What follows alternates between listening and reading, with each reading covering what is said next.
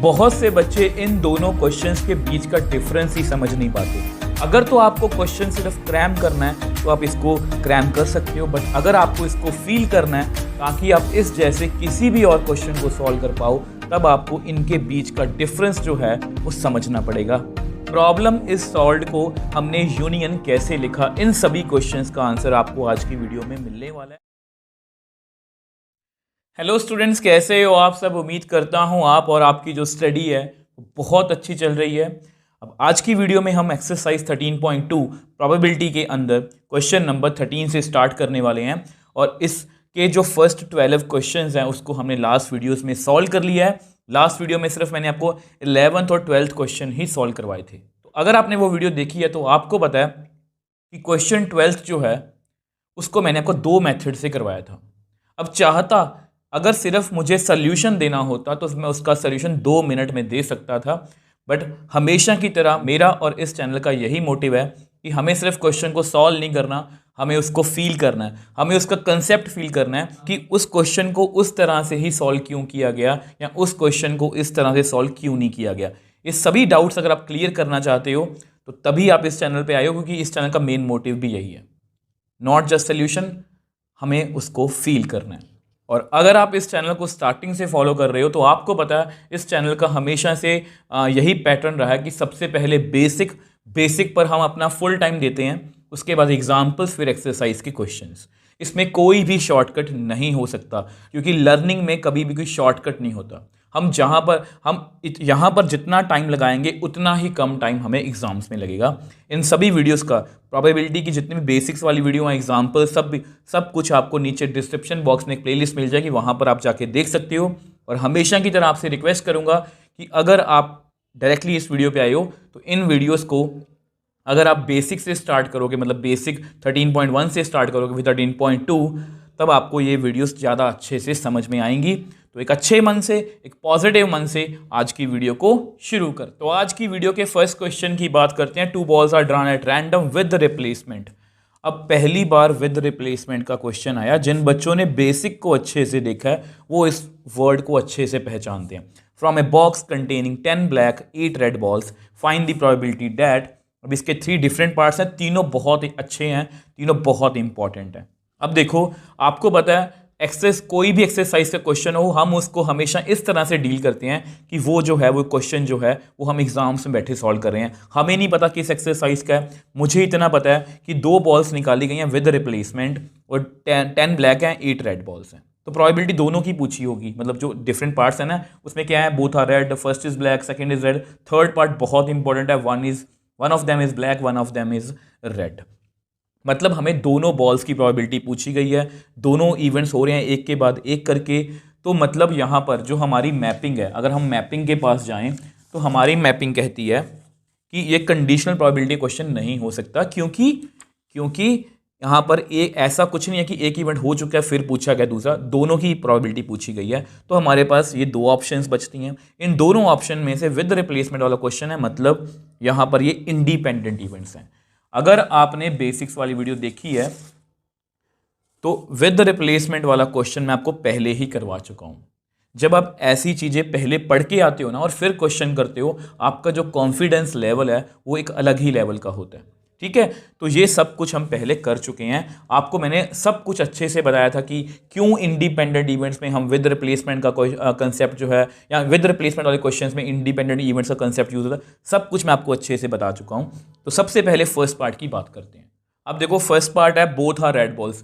अगर इसको फिर से अगर मैं आपको बताना चाहूँ, इसका आंसर मुझे डायरेक्टली पता है, 8/18 8/18, मतलब सेकेंड नहीं लगे मुझे इसका आंसर बताने में। बट अभी मैं टीचर हूं और आप स्टूडेंट हो, मतलब मुझे आता है, आप सीख रहे हो, और अगर आप सीख रहे हो तो मुझे सिखाने में आपको टाइम लगेगा। जब आप सीख जाओगे आप भी मेरी तरह सेकंड में इसका आंसर कर सकते हो। तो क्योंकि हमें इसको थोड़ा फॉर्मेलिटी से करना है तो 2 इवेंट्स मान लेते हैं। लेट ई इवेंट है कोई, ठीक है। 2 बॉल्स निकली हैं, 2 balls are drawn with replacement, ठीक है। First drawn ball is red. अब दूसरा इवेंट है तो इसमें भी हमें कौन सी बॉल चाहिए, second drawn ball is red. अब इसके बाद हम हमेशा लिखते हैं कि क्वेश्चन इक्वी लाइकली इवेंट्स का है या नहीं। लिखने से मेरा मतलब है कि हम अपने दिमाग में सोचते हैं ये बात, ठीक है। तो मैं लिख देता हूं।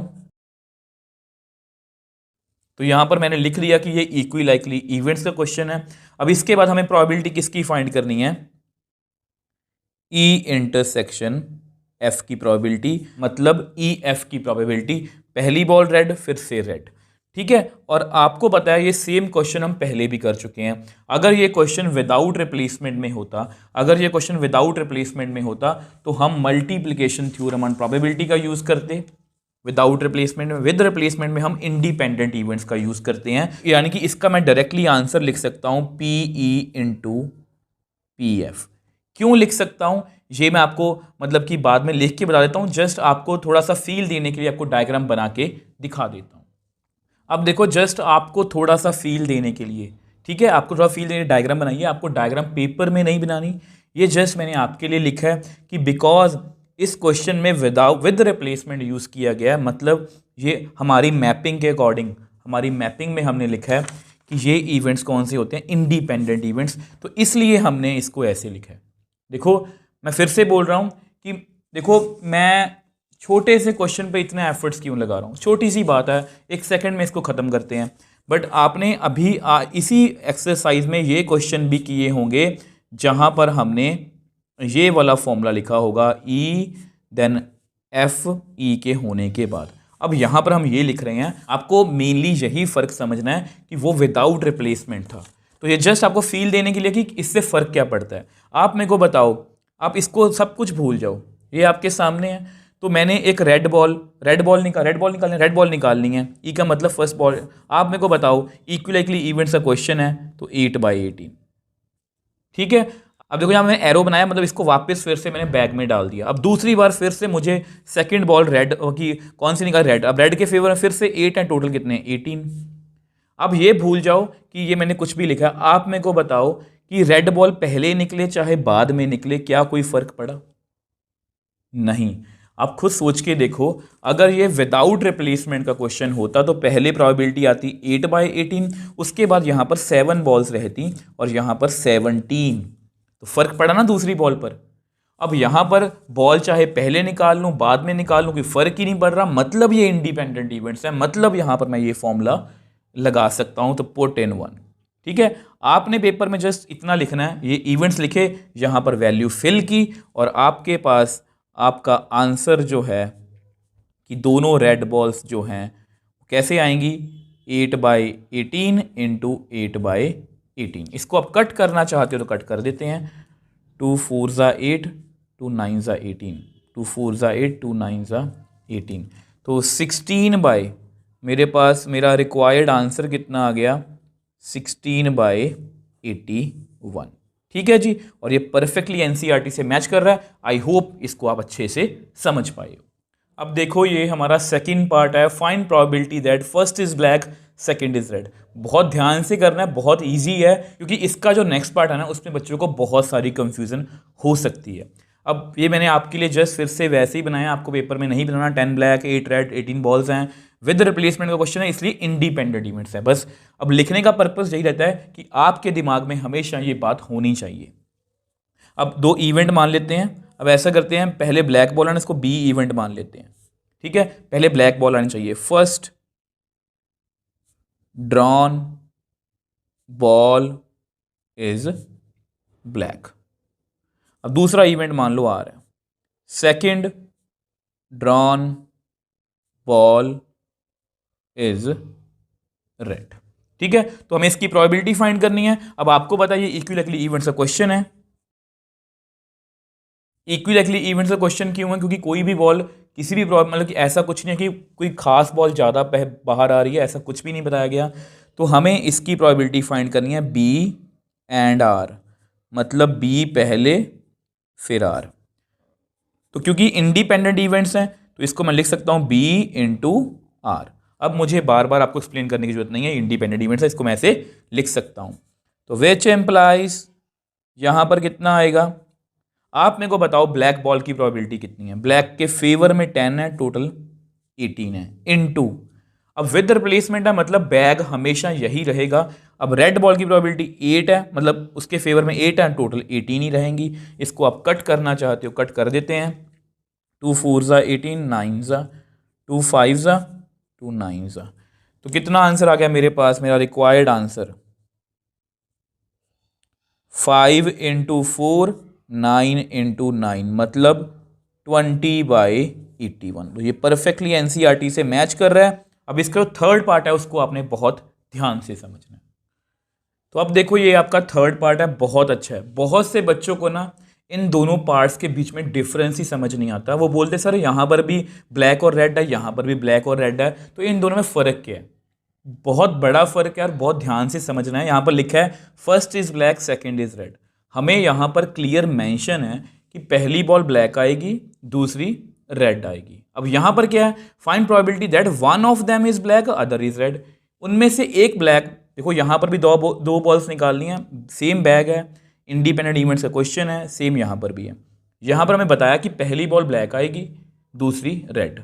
अब यहाँ पर बोला गया दो बॉल्स ही निकालनी है, वो ब्लैक और रेड होनी चाहिए। अब इससे फ़र्क क्या पड़ेगा? देखो फ़र्क क्या पड़ेगा, मैं आपको लिख के दिखाता हूँ। यहाँ पर मैंने मेंशन किया था first drawn ball is black. यहाँ पर मैं लिखूंगा बी का मतलब है बॉल इज़ ब्लैक, ठीक है। और आर का मतलब लिखूंगा बॉल इज़ रेड, ठीक है। अब फिर से वही सारी फॉर्मेलिटी पर कर देता हूँ। तो ये इक्विलेटरली इवेंट्स का क्वेश्चन है। अब हमें प्रोबेबिलिटी फाइंड करनी है one is black and one is red, मतलब एक ब्लैक हो एंड एक रेड हो। तो इसको हम कैसे लिखेंगे? ये हो सकता है कि पहले ब्लैक आ जाए एंड दूसरी बार रेड आ जाए, ठीक है। और ये भी हो सकता है कि पहले रेड आ जाए एंड फिर ब्लैक आ जाए। तो मैं आपको ये समझाना चाह रहा था, इन दोनों क्वेश्चंस को पैरेलल करवाने का मतलब भी यही था कि यहां पर देखो ब्लैक एंड रेड लिखा हुआ है मैंने, पहले ब्लैक फिर रेड। यहां पर one is black one is red का मतलब क्या है कि पहले ब्लैक आ सकती है फिर रेड, और ये भी हो सकता है कि रेड फिर ब्लैक। अब यहां पर मुझे आपको फिर से एक बात समझानी है। अब आपको पता है इसको मैं कैसे लिखूंगा? और का मतलब क्या होता है? यूनियन। और का मतलब क्या होता है? यूनियन। अगर आप इसको ध्यान से देखो तो ये कुछ ऐसा है, यूनियन रेड इंटरसेक्शन ब्लैक, मतलब ये है। और इसका फॉर्मूला पता क्या होता है? अगर इसको मैं कुछ नेम दे दूं, वैसे ही आपको समझाने के लिए बोल रहा हूँ, सी यूनियन डी। इसका फॉर्मूला होगा C plus D minus intersection. ऐसे ही होगा ना। यहाँ पर लिखने में थोड़ा सा ऑकवर्ड लगेगा, बट यहाँ पर मुझे आपको एक बात समझानी है कि आपको याद होगा, अगर मैं आपको दिखाना चाहूँ, क्योंकि ना सब छोटी छोटी बातें आपके काम आती हैं। दिखाने से मेरा पर्पस ये रहता है, उनको बता भी सकता हूँ कि ये सब हम पहले पढ़ चुके हैं। ये देखो ये फॉर्मूला है, if A and B are two mutually disjoint events, तो उनकी प्रोबेबिलिटी 0 होती है। तो इसको मैं डायरेक्टली ऐसे लिख सकता हूँ, मतलब यहाँ पर इसको लिखने की जरूरत नहीं रहेगी अगर ये म्यूचुअली डिसजॉइंट इवेंट्स होंगे। म्यूचुअली डिसजॉइंट या म्यूचुअली एक्सक्लूसिव इवेंट्स कौन से होते हैं? याद करो, हमेशा बेसिक को याद रखा करो। वो इवेंट्स कौन से होते हैं जिनमें कुछ भी कॉमन नहीं होता। अब आप मेरे को बताओ, अगर पहले ब्लैक आ जाए फिर रेड आए और रेड आए ब्लैक आए, इनका दोनों में आपस में कोई लेना देना नहीं है। ये दोनों म्यूचुअली एक्सक्लूसिव इवेंट्स हैं, मतलब इनमें कुछ भी कॉमन नहीं है। अगर पहले ब्लैक आ जाए, देखो अगर हम दो बॉल्स निकाल लें, ठीक है, ये हो सकता है कि ब्लैक आ जाए फिर ब्लैक आ जाए, ये हो सकता है ब्लैक रेड आ जाए, हो सकता है रेड ब्लैक आ जाए, हो सकता है रेड रेड आ जाए। कॉइन में भी हम ऐसे ही करते हैं। तो ये सभी इवेंट्स क्या होते हैं? Mutually exclusive events. तो जस्ट आपकी नॉलेज के लिए एक बार लिख के दिखा देता हूं। तो अब देखो ये जस्ट आपके नोट्स के लिए लिखा है कि दोनों म्यूचुअली एक्सक्लूसिव इवेंट्स हैं, इसलिए और का मतलब यूनियन को मैं प्लस में कन्वर्ट कर सकता हूं। ये आपको इसलिए बताया कि कुछ क्वेश्चंस में हम यहाँ पर इंटरसेक्शन भी लिखते हैं, कुछ क्वेश्चंस में हम इंटरसेक्शन नहीं लिखते। तो ये सभी डाउट्स आपको क्लियर होने चाहिए। आई होप आपको यहाँ तक समझ में आ गया होगा। अब जस्ट आपको पता है कि ये इंडिपेंडेंट इवेंट्स हैं, तो यहाँ पर probability of B intersection R और आर इंटरसेक्शन बी को मैं लिख सकता हूँ probability of B into probability of R, या probability of R into probability of B. इस तरह से मैं लिख सकता हूँ क्योंकि ये इंडिपेंडेंट इवेंट्स है। अब इसको हम नेक्स्ट पेज पे सॉल्व कर लेते हैं। अब देखो आपको पता है हम यहाँ पर थे ना, तो बी की प्रॉब्लम, ब्लैक की प्रोबेबिलिटी कितनी है, ब्लैक बॉल टोटल कितनी है 10 और 18, रेड बॉल कितनी है 8/18, क्योंकि रिप्लेसमेंट का क्वेश्चन है, बॉल्स तो उतनी ही रहेंगी। तो रेड बॉल की प्रोबेबिलिटी 8/18 इंटू 10/18। तो जस्ट इसको सॉल्व करना है, थोड़ा सा कट कर देते हैं, ठीक है। तो 2 4 ज़ा 2 9 ज़ा 2 5 ज़ा 2 9 ज़ा, सेम यहाँ पर।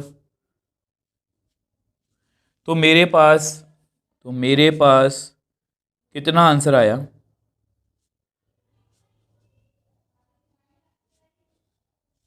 20/81 प्लस 20/81 मतलब 40/81। तो मेरे पास रिक्वायर्ड प्रोबेबिलिटी कितनी आ गई, 40/81। आई होप ये क्वेश्चन आपको अच्छे से समझ में आया होगा और आपको सेकंड और थर्ड क्वेश्चन में डिफरेंस भी पता लगा होगा कि अगर हमें वो ये बोलें कि पहली ब्लैक दूसरी रेड है तो हम सिर्फ यही वाला केस डिस्कस करेंगे।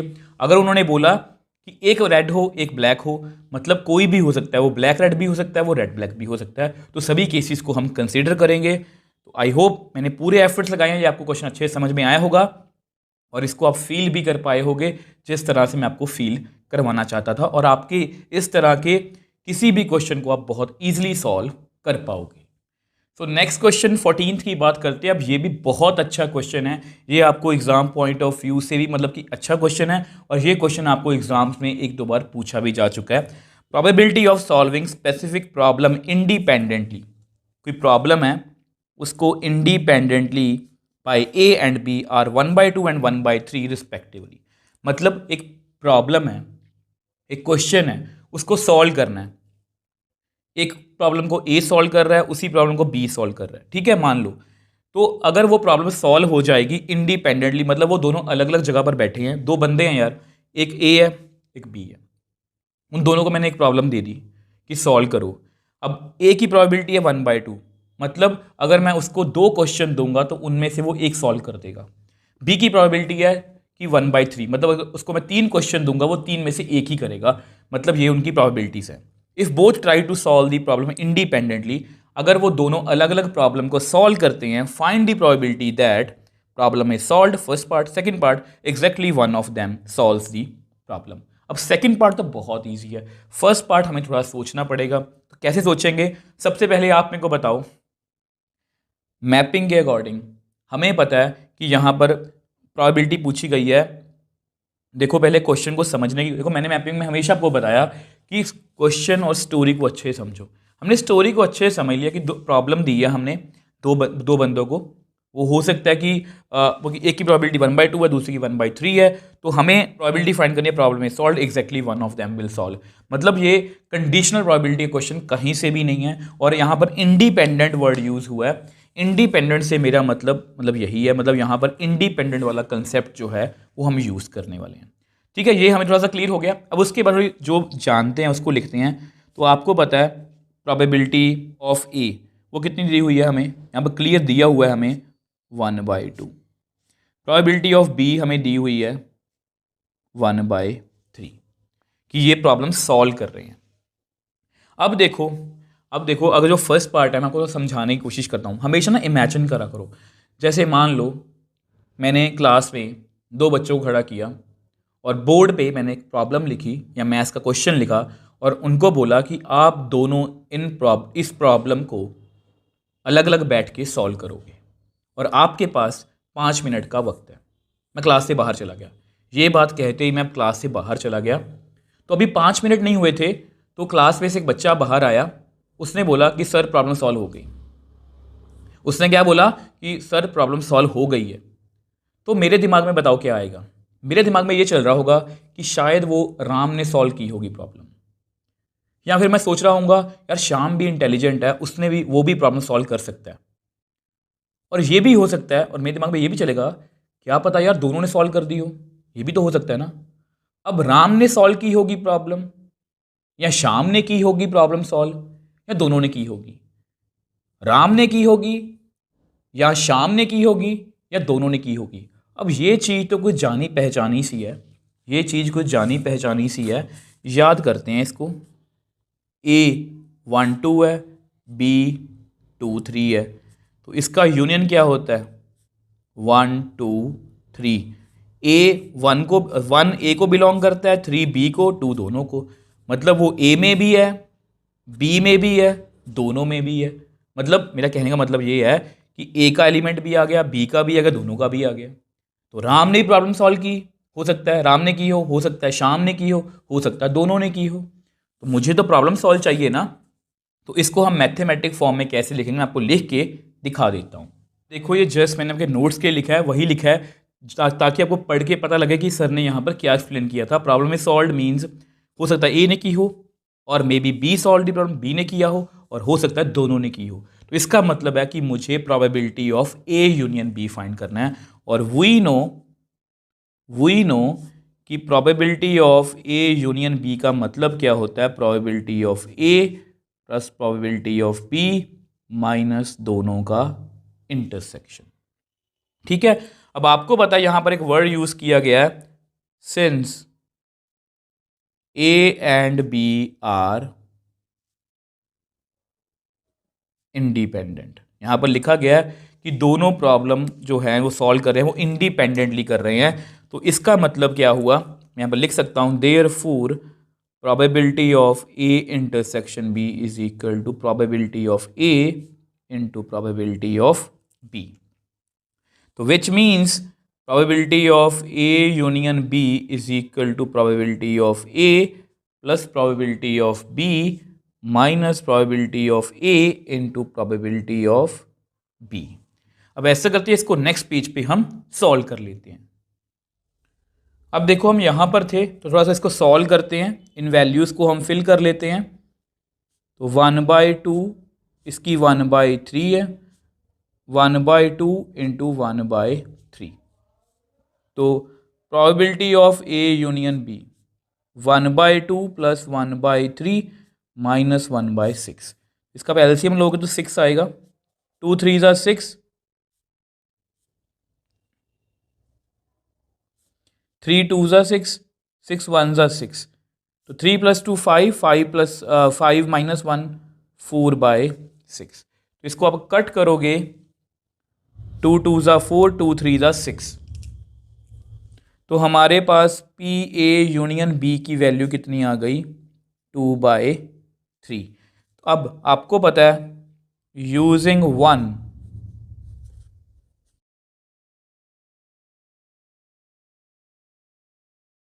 अब यूजिंग 1 आपको पता है प्रॉब्लम में सॉल्व, और सॉल्व को मैंने लिखा था ए यूनियन बी, चाहे ए करे चाहे बी करे चाहे दोनों। तो इस तरह से हमने इस क्वेश्चन को बहुत इजीली सॉल्व कर लिया। अब इसके सेकंड पार्ट की बात करते हैं। अब देखो ये इसका सेकंड पार्ट है। अब इसको ना, इसमें क्या exactly one of them solve the problem. अब हमें ये नहीं बोला गया कि बी ने प्रॉब्लम सॉल्व की है या ए ने सॉल्व की है। तो अगर मान लो वो बोलते कि बी ने प्रॉब्लम सॉल्व की है, ए मतलब सिर्फ बी ने प्रॉब्लम सॉल्व की है, तो हम बोलते कि बी ने की होगी और ए ने नहीं की होगी। बट यहाँ पर इसको आप कंपेयर कर सकते हो लास्ट क्वेश्चन के ही थर्ड पार्ट से, 1 इज ब्लैक 1 इज रेड। कोई नहीं पता पहले ब्लैक है पहले रेड है, कुछ नहीं पता। तो यहाँ पर भी सेम है। तो यहाँ पर भी ये हो सकता है कि ए ने सॉल्व कर दी हो एंड बी ने ना की हो। ये किसकी प्रोबेबिलिटी है कि बी प्रॉब्लम सॉल्व करता है, तो बी कॉम्प्लीमेंट मतलब वो सॉल्व नहीं करता। और ये भी हो सकता है कि बी ने कर दी हो और ए ने ना की हो। तो बिल्कुल लास्ट क्वेश्चन के जैसा ही है, ए ने सॉल्व की है बी ने नहीं की, या बी ने की है ए ने नहीं की। अब फिर से यहां पर ये दोनों इवेंट्स म्यूचुअली डिसजॉइंट सेट्स हैं, मतलब इनमें कुछ कॉमन नहीं है, दोनों अलग अलग बैठे प्रॉब्लम सॉल्व कर रहे हैं। तो ये दोनों इवेंट्स क्या हैं, म्यूचुअली डिसजॉइंट इवेंट्स हैं। तो यहां पर जस्ट आपकी नॉलेज के लिए लिख देता हूं एक बार। अब देखो बिल्कुल लास्ट क्वेश्चन के जैसे ही है, ये दोनों इवेंट्स म्यूचुअली एक्सक्लूसिव इवेंट्स हैं, इनका दोनों का आपस से कोई लेना देना नहीं है, कोई ए प्रॉब्लम मतलब इनमें कुछ भी कॉमन नहीं है। तो अगर कुछ कॉमन नहीं है तो इसको मैं प्लस में लिख सकता हूँ, और का मतलब है प्लस, इंटरसेक्शन का पार्ट मुझे लिखने की जरूरत नहीं है। अब इसके बाद फिर से हम एक रिजल्ट यूज़ करेंगे, मैं आपको बार बार हमेशा बोलता हूँ ये वाला एग्जाम्पल नंबर 13 का रेफरेंस देके, अगर ए और बी इंडिपेंडेंट इवेंट्स हैं तो ये भी इंडिपेंडेंट है, ये भी। अब यहाँ पर जो भी ज़रूरत है उसको हम लिख लेंगे। अब जस्ट नोट्स के लिए एक बार लिख देता हूँ। तो अब देख लो, वही एग्जाम्पल दी है मैंने, रेफरेंस दिया है, यहाँ पर लिखना, लिख देता हूँ रेफरेंस जो है वो एग्जाम्पल 13 का है। ठीक है, ये तभी बोलता हूँ कि सब चीज़ों को ध्यान से करा करो। तो यहाँ पर मैंने रेफरेंस जो है वो एग्जाम्पल 13 का दिया है कि अगर ये दोनों इंडिपेंडेंट हैं तो ये और ये कोई भी पेयर इंडिपेंडेंट होगा। ठीक है, ए कॉम्प्लीमेंट बी कॉम्प्लीमेंट भी इंडिपेंडेंट होगा। तो यहाँ पर इसको मैं क्या लिखूँगा, P A into P B complement, plus इसको लिखूँगा बी इंटू ए कॉम्प्लीमेंट। अब नाउ, अब आपको पता है प्रोबेबिलिटी ऑफ ए कितनी है, 1/2।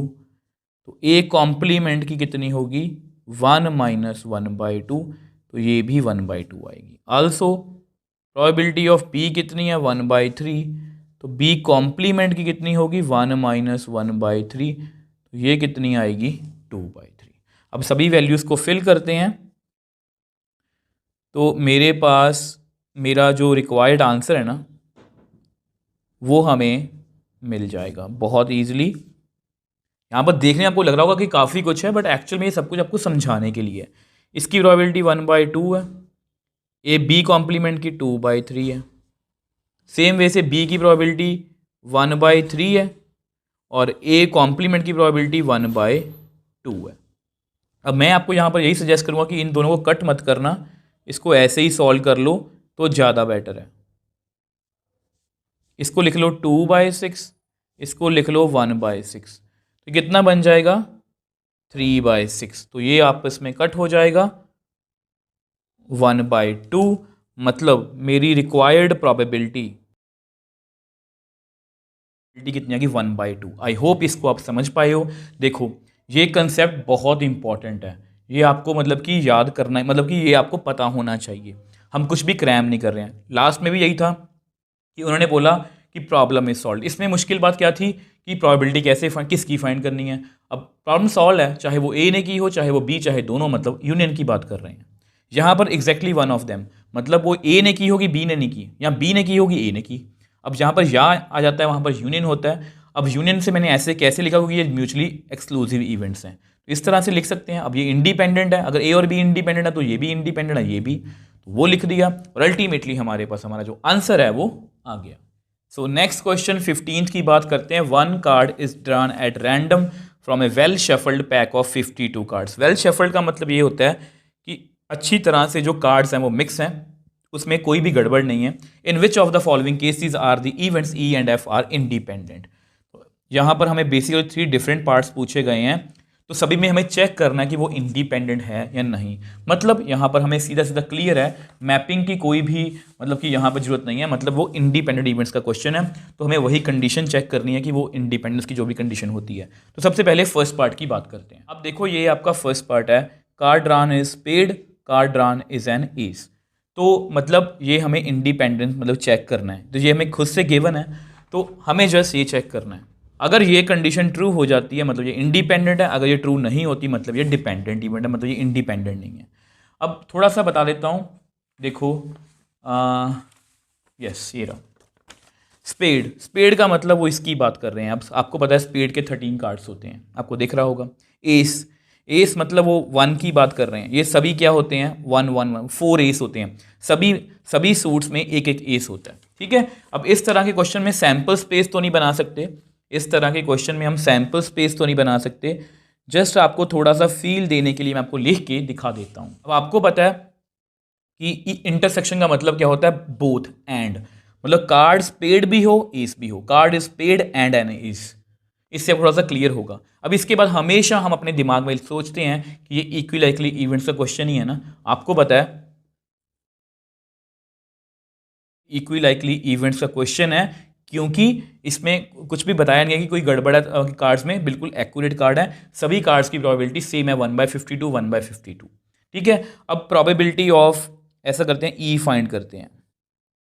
अब इक्विलाइकली इवेंट्स का क्वेश्चन है स्पेड। अब आपको पता है स्पेड कितना होता है, स्पेड कितने होते हैं आपको दिख रहा है 13, और टोटल कार्ड्स आपको पता ही हैं कितने हैं 52। इसको आप कट करना चाहते हो तो कट कर सकते हो। तो यहाँ पर कितना आ गया 1/, 4। सेम वे से probability of F, card drawn is an S. अब आपको पता है एस कितने हैं, 1 2 3 4। अब 4 एस हैं, मतलब उसके फेवर में 4 हैं, टोटल 52 है। अब इसको भी कट करना चाहते हो तो कट कर देते हैं, 4 1 ज़ा 4 13 ज़ा, तो इसकी प्रोबेबिलिटी कितनी आ गई, 1/13।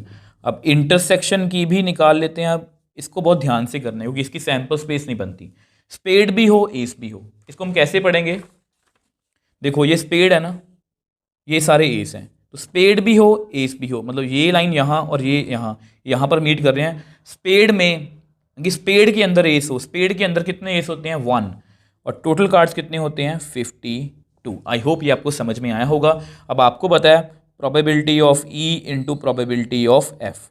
अब ई की प्रोबेबिलिटी है 1/4, एफ की प्रोबेबिलिटी है 1/13, तो कितना आ गया, 1/52। और अगर इन दोनों को मैं कंपेयर करूं, मुझे कितना मिलेगा कि इन दोनों की प्रोबेबिलिटी की इंटरसेक्शन इनकी प्रोडक्ट के इक्वल है। और अगर ये इक्वल है मतलब ये दोनों इवेंट्स क्या हैं, इंडिपेंडेंट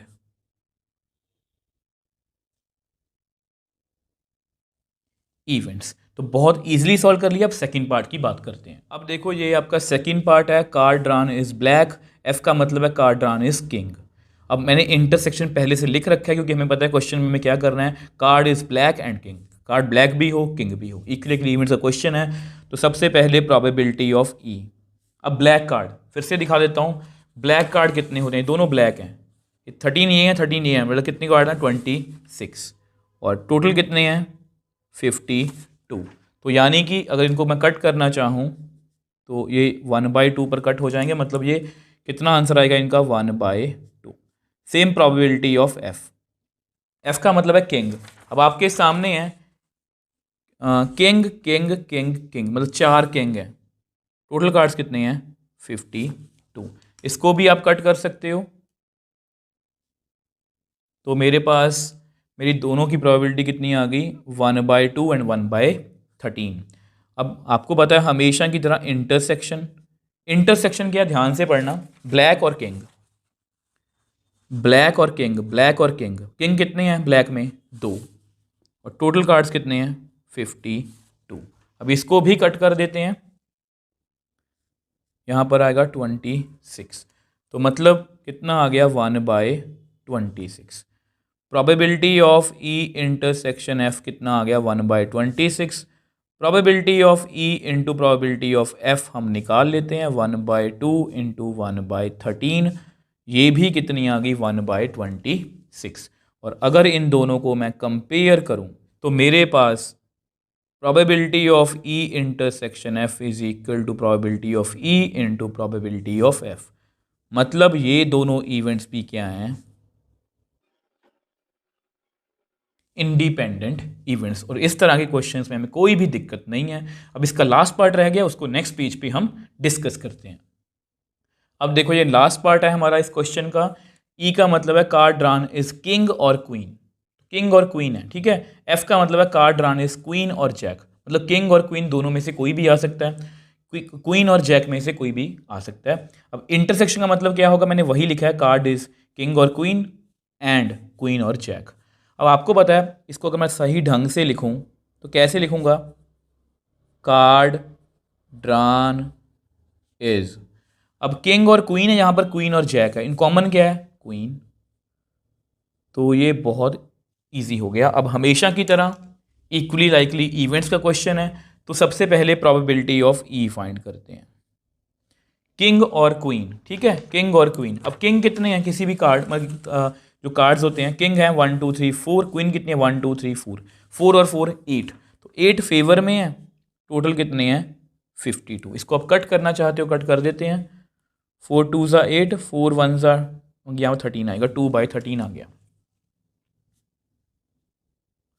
सेम वे से प्रोबेबिलिटी ऑफ एफ, क्वीन और जैक, अब यहाँ पर भी सेम है, 4 क्वींस हैं 4 ही जैक है, मतलब 8/52। फिर से वही सेम कट करेंगे, 2 और 13 मतलब 2/13। अब पी ई इंटरसेक्शन एफ, इसका मतलब क्या है, कार्ड ड्रॉन इज क्वीन। अब क्वीन कितनी है, अब आप मेरे को बताओ। 1 2 3 4, 4/52। इसको कट कर देते हैं तो कितना आ गया, 1/13। तो probability of E intersection F कितनी आ गई, 1/13। Probability of E into probability of F को भी कैलकुलेट कर लेते हैं। 2/13 इंटू 2/13, 4/169। तो क्लियरली अगर इन दोनों को कंपेयर करूं तो ये आपस में इक्वल नहीं है।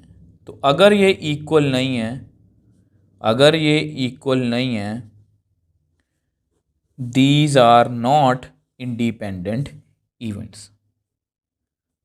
तो यहां पर मैं लिख सकता हूं कि ई और एफ इंडिपेंडेंट इवेंट्स नहीं है। तो इस तरह से हमने इन तीनों पार्ट्स को बहुत इजीली सॉल्व कर लिया। एग्जाम पॉइंट ऑफ व्यू से भी ये इंपॉर्टेंट है, कई बार आपको 1 या 2 मार्क्स में इस तरह के क्वेश्चन आ सकते हैं। तो इन सभी तरह के क्वेश्चंस की आपको अच्छे से प्रैक्टिस होनी चाहिए। तो नेक्स्ट क्वेश्चन 16th की बात करते हैं। In a hostel 60% of the students read Hindi newspaper, 40% read English newspaper, 20% read both Hindi and English newspaper. अब ऐसे ही सेम क्वेश्चंस हमने क्लास 11th में सेट थ्योरी के अंदर भी किए थे। A student is selected at random, तो एक स्टूडेंट को सिलेक्ट किया गया है। Find probability that she reads neither Hindi nor English newspaper. तो अगर आप ध्यान से, बाकी देखो इसके बेसिकली 3 डिफरेंट पार्ट्स हैं, सभी को बारी बारी से डिस्कस करेंगे। ये आपका फर्स्ट पार्ट है। तो देखो सबसे पहले ये लिखते हैं, ऐसा करते हैं, इनको नेम दे देते हैं। हिंदी न्यूज़पेपर को एच नेम दे देते हैं, इंग्लिश न्यूज़पेपर को ई नेम दे देते हैं। तो अब देखो जो भी डाटा गिवन है, अब देखो जो भी डाटा गिवन है पहले उसको लिखने की कोशिश करते हैं। अब आपको पता है एच मतलब जो बच्चे हिंदी न्यूज़पेपर पढ़ते हैं, ऐसे बच्चे कितने हैं, 60%।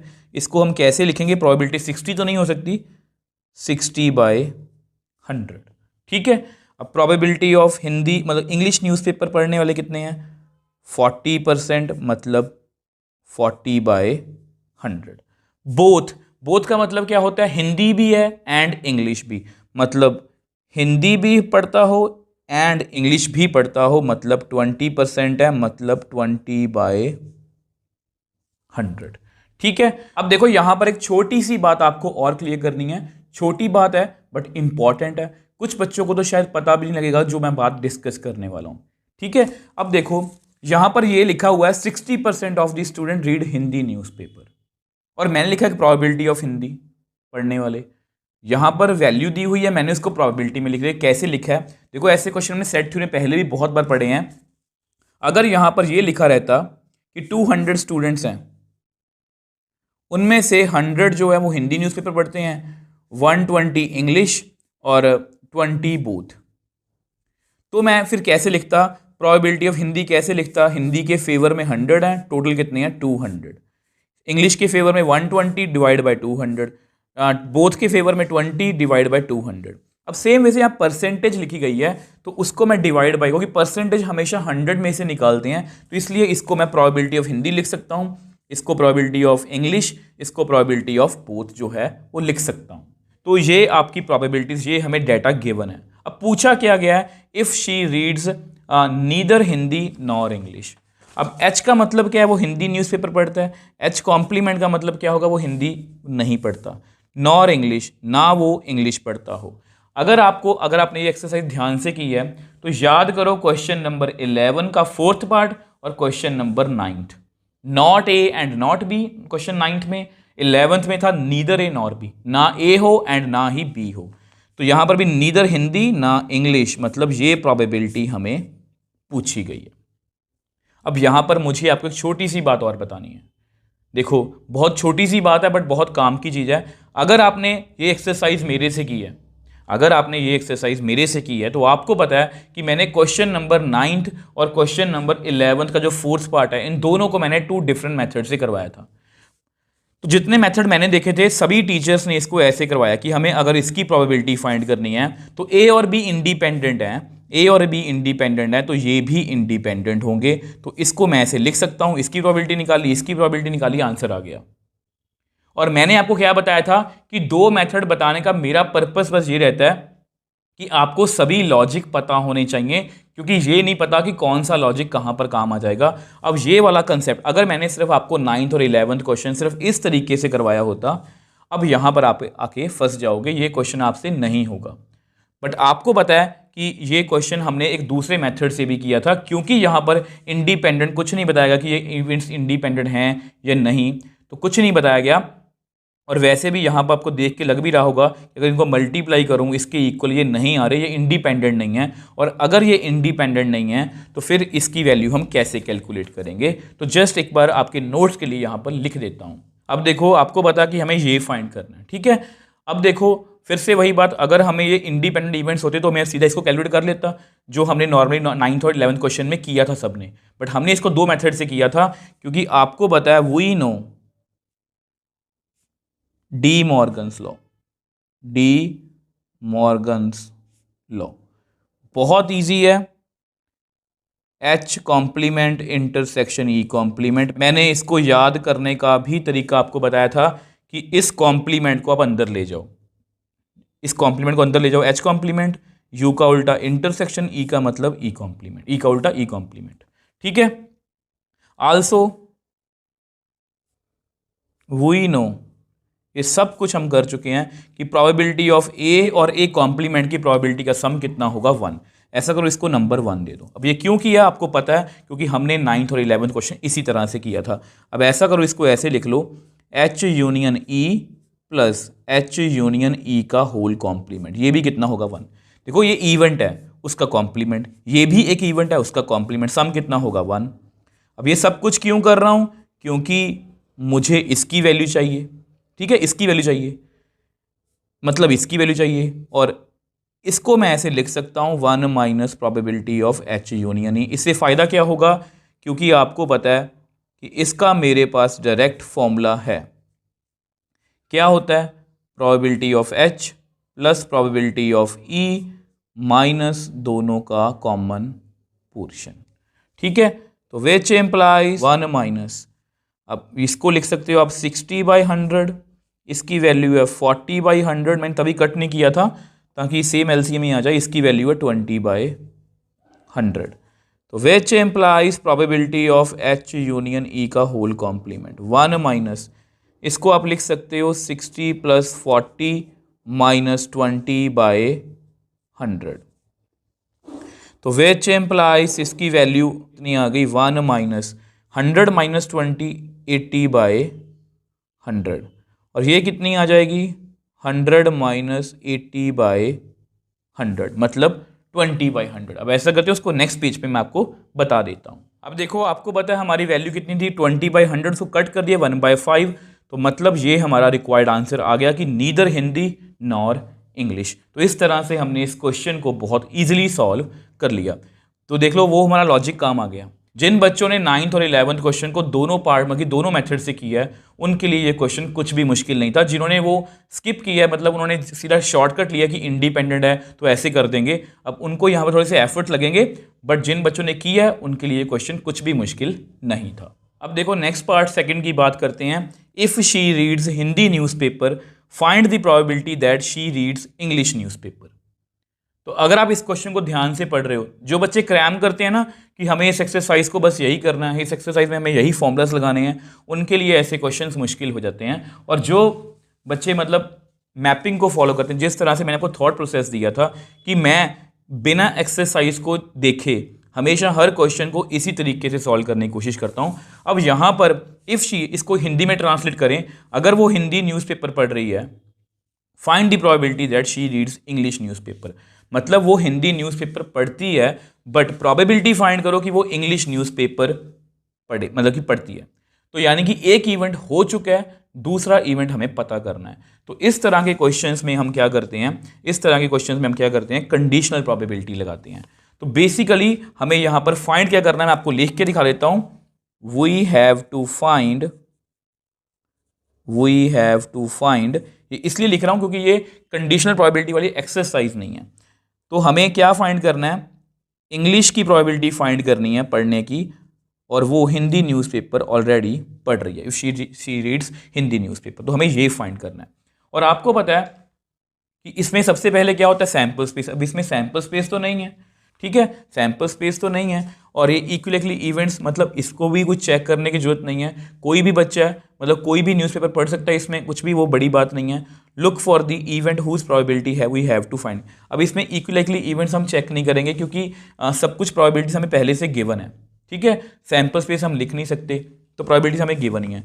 तो हमें जिस इवेंट को मतलब कि फाइंड करना है, और जो इवेंट ऑलरेडी हो चुका है, अब ये मैंने लिख ही लिया। ये ई इवेंट क्या है, ये ई इवेंट क्या है, मतलब जिसकी प्रोबेबिलिटी हमें फाइंड करनी है, और एच इवेंट क्या है, जो हो चुका है। मैं आपको लिख के दिखा देता हूँ। अब देखो ये आपके इवेंट्स है, तो आपको पता ही है कि हिंदी हो चुका है, इंग्लिश की प्रोबेबिलिटी फाइंड करनी है। तो इसका फॉर्मूला क्या होता है, आपको याद है, दोनों की इंटरसेक्शन डिवाइड बाय जो नीचे है कि एच। अब दोनों की इंटरसेक्शन की प्रोबेबिलिटी भी हमें गिवन है, 20/100, कुछ ज़्यादा सोचना ही नहीं है। एच की प्रोबेबिलिटी भी हमें पता है, 60/100। अब ये आपस में कट हो जाएगा, तो मेरे पास कितना आंसर आ गया, E/H का 20/60। अगर इसको भी हम कट करें, तो मेरे पास मेरा रिक्वायर्ड आंसर आ गया 1/3, और इसमें हमें कुछ भी मुश्किल नहीं लगा। अब सेम वे से इसका थर्ड पार्ट जो है उसको भी डिस्कस कर लेते हैं। अब देखो ये इसका थर्ड पार्ट है, ये सेम इसके जैसा ही है। If she reads English newspaper, अगर वो इंग्लिश न्यूज़पेपर पढ़ती है, find the probability that she reads Hindi newspaper. हमें ये प्रोबेबिलिटी फाइंड करनी है कि वो हिंदी न्यूज़पेपर पढ़ती है। अगर वो इंग्लिश न्यूज़पेपर पढ़ती है, तो ये प्रोबेबिलिटी पता करो कि वो हिंदी भी पढ़ती होगी, मतलब ये हमें पता करना है। तो वी हैव टू फाइंड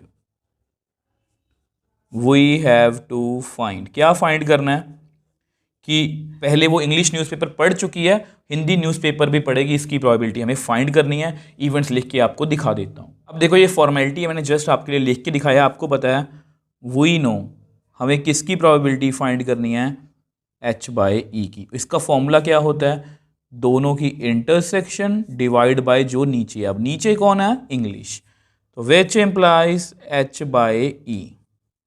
अब इसकी वैल्यू भी हमें गिवन है 20/100, ई की वैल्यू भी हमें गिवन है 40/100। अब ये आपस में कट हो जाएंगे, तो मेरे पास कितना रह जाएगा, 20/40। इसको भी कट कर देंगे, तो मेरे पास रह जाएगा 1/2। तो मेरे पास मेरा रिक्वायर्ड आंसर जो है वो आ गया। तो देख लो कितना ईजिली हमने इस क्वेश्चन को सॉल्व कर लिया, कुछ भी मुश्किल नहीं था। तो अगर आपके बेसिक्स क्लियर होंगे ना, तो आपके सामने कोई भी क्वेश्चन ऐसा खड़े होकर ये नहीं बोल पाएगा कि मुझे सॉल्व करके दिखाओ, मतलब ऐसा आपको कोई भी क्वेश्चन मुश्किल नहीं लगेगा। सभी क्वेश्चंस आपके लिए इजी रहेंगे अगर आपके बेसिक्स क्लियर हैं तो। सो नेक्स्ट क्वेश्चन 17 की बात करते हैं, बहुत इजी क्वेश्चन है ये। अब ये MCQ टाइप है। The probability of obtaining an even prime number, ठीक है, इसको थोड़ा सा हाईलाइट कर लेते हैं, बहुत सिंपल सा क्वेश्चन है। इवन प्राइम नंबर हमें चाहिए ऑन ईच डाई, दोनों डाइस पर इवन प्राइम नंबर होना चाहिए जब पेयर ऑफ डाइस को रोल किया जाता है। तो बहुत डायरेक्टली, मतलब डायरेक्ट क्वेश्चन है। तो सबसे पहले ऐसा करते हैं, इसमें कुछ भी मुश्किल नहीं है, एक बार इसकी मैं सैंपल स्पेस आपको लिख के दिखा देता हूँ। अब देखो ये मैंने आपके लिए सैंपल स्पेस लिखी है। अब देखो MCQ टाइप क्वेश्चन है। अब आप बोलोगे सर हम वहाँ पर सैंपल स्पेस वहाँ लिखने बैठेंगे अगर एक नंबर का क्वेश्चन है। देखो मुझे भी पता है कि एक नंबर का क्वेश्चन है, उसमें हम सैंपल स्पेस लिखने नहीं बैठेंगे। अब मुझे भी पता है कि ये MCQ है, और मुझे भी पता है कि इस तरह के क्वेश्चंस को हम विद इन 1 मिनट सॉल्व करने की कोशिश करते हैं, कोई भी अगर MCQ टाइप क्वेश्चन हो। बट क्या ये पॉसिबल है कि उस क्वेश्चन को समझाने में भी आपको 1 मिनट से कम टाइम लगे? ऐसा कोई रूल तो नहीं होता ना। तो अभी मुझे आपको क्वेश्चन समझाना है, आपको फील देने के लिए मैं आपको लिख के दिखा रहा हूं। मैंने ये कभी नहीं बोला कि आपने ये पेपर में लिखना है। 1 मार्क का क्वेश्चन है, ये आपके मन में होना चाहिए। जैसे कि अब मैं आपको पता है 1 से लेकर 6 तक टाइप पर नंबर है। तो अगर मैं सिर्फ प्राइम नंबर्स की बात करूं, ठीक है, प्राइम नंबर्स आपको पता है 6 तक प्राइम नंबर्स कौन कौन से हैं, 2, 3, 5, इसके आगे हम नहीं जाएंगे। अब अगर मैं बात करूं इवन प्राइम नंबर, तो वो कौन सा है, ये वाला 2, ठीक है। अब आपको ये क्लियर हो गया। अब हमारा इवेंट लिखते हैं एक ई। अब ई क्या है, अब देखो ये आपका ई है, even prime number on each die, इसी की प्रोबेबिलिटी हमें फाइंड करनी है और कोई भी इवेंट नहीं है। अब इसके बाद आपको पता है कि ये इक्वली लाइकली इवेंट्स का क्वेश्चन है। अब ये देखना भी जरूरी होता है हमेशा, ठीक है, ये सब कुछ आपके दिमाग में चलना चाहिए। अब आप मेरे को बताओ ई के फेवर में कौन कौन है कि इवन प्राइम नंबर। देखो ऑन ईच डाई मतलब दोनों डाइस पर 2 और 2 होना चाहिए, तो ऐसा तो सिर्फ एक ही है, ऐसा तो सिर्फ एक ही है कि दोनों डाइस पर इवन प्राइम नंबर हो, मतलब 2 दोनों पर यहां पर ही है, ठीक है। तो विच एम्प्लाइज प्रोबेबिलिटी ऑफ ई कितनी आएगी, उसके फेवर में कितने हैं 1, टोटल कितने हैं 36। तो यही हमारा आंसर है, और यानी कि मैं यहां पर टिक लगा सकता हूं कि option D is the right answer. तो देख लो कितना ईजिली इसको सॉल्व कर लिया। तो देखो मैंने आपको सब कुछ मतलब कि आपको लिख के दिखाया है कि ये इक्वली इवेंट्स है, ये इवन प्राइम नंबर है, ये आपको पेपर में क्यों लिखना है, ये आपको समझने हैं अपने नोट्स के लिए, और ये सारा प्रोसेस आपके दिमाग में, ये जो भी मैंने किया यहाँ पर ये आपके दिमाग में चलना चाहिए। यहाँ पर आपको पेपर में नहीं लिखना कि अच्छा सैम्पल स्पेस ऐसी होती है, अच्छा प्राइम नंबर ये हैं, अच्छा इवन प्राइम नंबर ये वाले हैं, तो इक्वली इवेंट्स हैं। तो इस तरह से हमने इस क्वेश्चन को बहुत ईजिली सॉल्व कर लिया। अब देखो हमारा इस एक्सरसाइज का ये लास्ट क्वेश्चन है, क्वेश्चन नंबर 18, बहुत इजी है। 2 events A and B will be independent if, यहाँ पर कुछ ऑप्शंस गिवन है। अब ये कुछ क्वेश्चन ऐसा है, देखो हमेशा की तरह मुझे इसका आंसर पता है, बट मैं आपको सभी ऑप्शंस में से निकालना चाहता हूँ। अब 2 इवेंट इंडिपेंडेंट है, आपको पता है ये तभी पॉसिबल होता है जब कुछ ऐसा हो जाए, ठीक है। अब ये तो क्लियरली कोई बात नहीं बनी कि P A plus P B is equal to 1, मतलब ये ऑप्शन तो हमारी बिल्कुल भी नहीं है। P A is equal to P B, ये ऑप्शन भी हमारी बिल्कुल गलत है। A and B are mutually exclusive events. अब एक्सक्लूसिव इवेंट्स वो होते हैं जो आपस में उनमें कुछ भी कॉमन नहीं होता, मतलब उनकी प्रोबेबिलिटी 0 होती है। तो इसका भी इंडिपेंडेंट से कुछ भी लेना देना नहीं है, मतलब ले दे के हमारे पास यही ऑप्शन बचती है। और वैसे भी आपको पता होगा हमने एग्जाम्पल नंबर 13 में किया था, रेफरेंस एग्जाम्पल नंबर 13, ए और बी इंडिपेंडेंट इवेंट्स हैं, तो ये भी इंडिपेंडेंट है, ये भी इंडिपेंडेंट है, ये भी इंडिपेंडेंट है, ठीक है। मैं आपको करके दिखा देता हूं। लेट, आपको पता है ये लिखा हुआ है 1 minus probability of A 1 minus probability of B, ठीक है। तो इसको हम कैसे लिखेंगे, probability of A complement intersection B complement. ये लिखने का एक तरीका है, ये मैंने आपको बहुत सी वीडियोस में बताया। देखो ई एफ का मतलब ई इंटरसेक्शन, तो वही लिखा है। अब 1 माइनस पी ए क्या होता है, P A complement, 1 minus P B क्या होता है, पी बी कॉम्प्लीमेंट। ये कैसे लिखा है, ये जस्ट आपके नोट्स के लिख देता हूँ कि probability of X plus probability of X complement हमेशा 1 होता है, तो which implies P X complement कितना होता है 1 माइनस प्रोबेबिलिटी ऑफ एक्स। तो उस बिहाफ से मैंने ये लिखा है।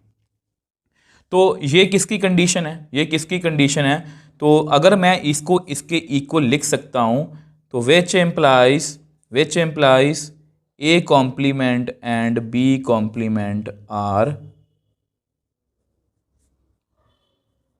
Independent events.